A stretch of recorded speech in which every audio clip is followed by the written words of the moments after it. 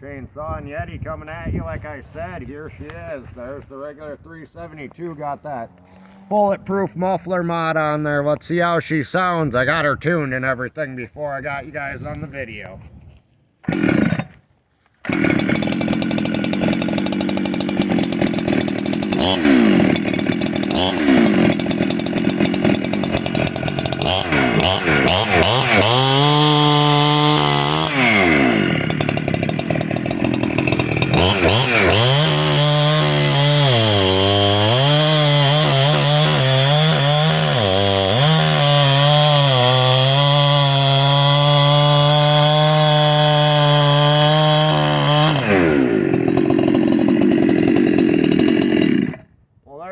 Go. It's getting a little late at night to be running this big loud beast, so I just wanted to get you guys the little bit of a show on the cut.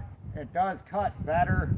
I did a crap job on the chain resharp. I gotta do it again, so we'll come at you again with it. We'll see you tomorrow.